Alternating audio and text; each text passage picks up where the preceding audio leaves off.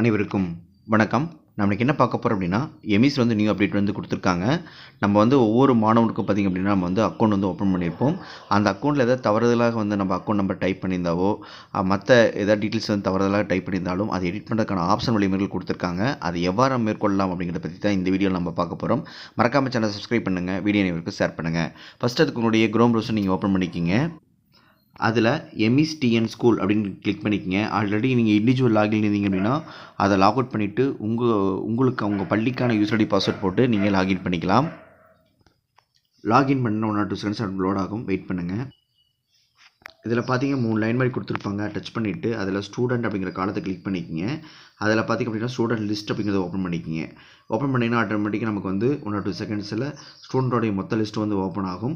Open ஆனதுக்கப்புறம் ஒவ்வொரு down ஏர் mark click பண்ணிங்க அப்படின்னா உங்களுக்கு வகுப்புகள் காட்டப்படும். அதில் எந்த மாணவனுக்கு நீங்கள் சேஞ்சஸ் பண்ணணும் அந்த வகுப்பு நீங்கள் கிளிக் பண்ணிக்கலாம். நான் உதாரணத்துக்கு 1ஆம் வகுப்பு கிளிக் பண்ணிக்கிறேன். கிளிக் பண்ண மாணவருடைய நேம் லிஸ்ட் காட்டியிருப்பாங்க. இதுக்கு பக்கத்துலேயே பார்த்தீங்கன்னா உங்களுக்கு பென்சில் ஐக்கான் மாதிரி கொடுத்துருப்பாங்க. அந்த பென்சில் ஐக்கானை நீங்கள் கிளிக் பண்ணிக்கலாம். சரிங்களா, இந்த இடத்துல பென்சில் ஐக்கான் கொடுத்துருப்பாங்க.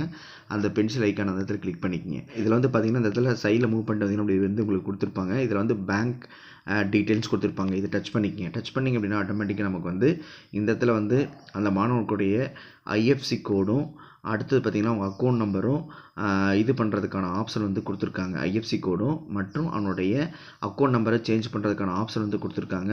ஒரு தடவை தவறுகள் இருக்கும் பட்சத்தில் நீங்கள் ஐஎஃப்சி கோடும் அக்கௌண்ட் நம்பரையும் நீங்கள் சேஞ்சஸ் பண்ணிக்கலாம். சரிங்களா, அடுத்து பார்த்திங்க அப்படின்னா அது ஜாயிண்ட் அக்கௌண்ட்டாக இண்டிவிஜுவல் அக்கௌண்ட்னு கேட்டிருப்பாங்க. அதையும் நீங்கள் சேஞ்சஸ் பண்ணிக்கலாம். அதுக்கான ஆப்ஷன் கொடுத்துருக்காங்க. அதற்கான புகைப்படங்கள் நீங்கள் ஏதாவது அப்லோட் பண்ணியிருந்தீங்க அப்படின்னா அதையும் சேஞ்ச் பண்ணுறதுக்கான ஆப்ஷன் கொடுத்துருக்காங்க. சூஸ் அப்படிங்கிற ஃபைலை கிளிக் பண்ணி அதற்கான புகைப்படத்தை நம்ம அப்லோட் செய்து கொள்ளலாம். இப்போ நம்ம ஒவ்வொன்றா எப்படி சேஞ்சஸ் பண்ணலாம் அப்படிங்கிறத நம்ம பார்த்துடலாம். ஃபஸ்ட்டு பார்த்திங்கன்னா அவனோட அக்கௌண்ட் டீட்டெயில்ஸ் தவறுதலாக இருக்குது. அதனால் முதல்ல அவனோட அக்கௌண்ட் நம்பரை நான் சேஞ்சஸ் பண்ணுறேன். ரெண்டாவது பார்த்திங்க அப்படின்னா அதை சேஞ்ச் பண்ணி முடிச்சதுக்கப்புறம் பார்த்திங்கன்னா நெக்ஸ்ட்டு அவனுடைய ஜாயிண்ட் அக்கௌண்ட்டாக இண்டிவிஜுவல் அக்கௌண்ட்டாக கேட்டிருப்பாங்க. அதையும் நான் மாற்றிக்கிறேன். ஜாயிண்ட் அக்கௌண்ட்டு தான். அதே மாதிரி சூஸ் த ஃபைல் அப்படிங்கிறத கிளிக் பண்ணி அதில் ஃபைல் அப்படிங்கிறத நான் செலக்ட் பண்ணி அதை நான் அதில் சொல்லியிருக்க மாதிரி அந்த 5 MBக்கு குறைவாக நான் வச்சுட்டு அவனோட ஃபைலை நான் அப்லோட் பண்ணுறேன். இப்போ நான் அந்த இடத்துல கிளிக் பண்ணிவிட்டு அந்த ஃபைலை நான் புகைப்படம் எடுத்து அப்லோட் பண்ணிட்டேன். அப்லோட் பண்ணதுக்கப்புறம் பார்த்திங்க அப்படின்னா நமக்கு 1 or 2 செகண்ட்ஸ் லோட் ஆகும். கீழே பார்த்திங்கன்னா வியூ பார்த்துக்கலாம்.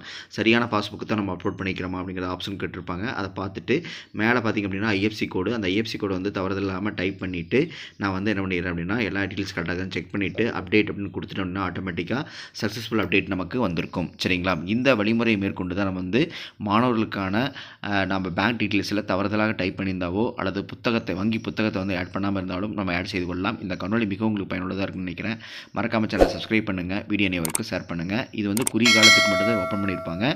சீக்கிரமாக நீங்கள் அப்டேட் பண்ணிக்கிறது நல்லது. நன்றி.